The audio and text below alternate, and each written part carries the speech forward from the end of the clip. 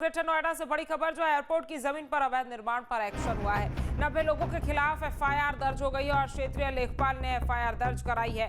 कई गांवों में अवैध निर्माण चल रहा था, नोटिस के बाद भी अवैध निर्माण जारी था।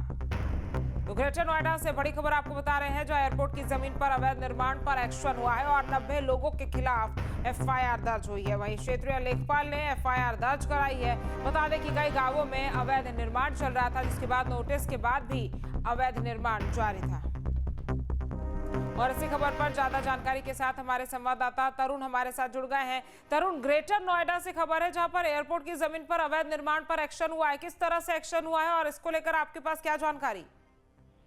हाँ जी, बिल्कुल। लगातार जिस तरीके से एयरपोर्ट के आसपास जो प्राधिकरण जो एयरपोर्ट है वो लगातार कार्रवाई कर रहा है और कार्रवाई करने को लेकर लगातार जिस तरीके से कार्रवाई की जा रही है उसको लेकर कहीं ना कहीं जो बड़ा एक्शन लिया गया है। एक्शन में इसमें 90 लोगों के खिलाफ जो वहाँ अतिक्रमण कर रहे थे, प्लॉटिंग की जा रही थी, तमाम जो एयरपोर्ट की जमीन थी उस पर कब्जा किया जा रहा था, उसको लेकर जो वहाँ के लेखपाल हैं उन्होंने 90 लोगों के खिलाफ मुकदमा दर्ज कराया है, नोटिस भी जारी किया गया है। लगातार वहाँ आसपास एयरपोर्ट की जमीन जो अधिग्रहण की जा रही थी, जिनका मुआवजा दिया जाना था, जिसका दे चुके हैं, उसकी जमीन पर आसपास कब्जा किया जा रहा है, जिसमें अब फिलहाल 90 लोगों के खिलाफ एफआईआर दर्ज कराई गई है। एफआईआर होने के बाद उनमें जो आसपास के लोग थे वो कहीं ना कहीं बेचैन परेशान हो गए हैं। आसपास लोगों ने लगातार जब मुकदमा दर्ज हुआ तो लगातार लेखपाल और प्राधिकरण के संपर्क में आना शुरू हो गए हैं। लगातार जेवर एयरपोर्ट को जल्दी ही तैयार करना है और जल्दी उसको उड़ान देनी है, जहां उत्तर प्रदेश के मुख्यमंत्री लगातार मॉनिटरिंग कर रहे हैं इस पर। इसी को लेकर यह बड़ी कार्रवाई की गई है। लगातार एयरपोर्ट के आसपास जो अतिक्रमण हो रहा है या अवैध जो प्लॉटिंग हो रही है, भूमाफिया सक्रिय है, उस पर लगातार इसी को लेकर कहीं ना कहीं साफ तौर पर एक्शन देखा जा रहा है। जी, और कई लोगों के खिलाफ एफआईआर भी दर्ज हुई है। बताया जा रहा है 90 लोगों के खिलाफ एफआईआर दर्ज हुई है।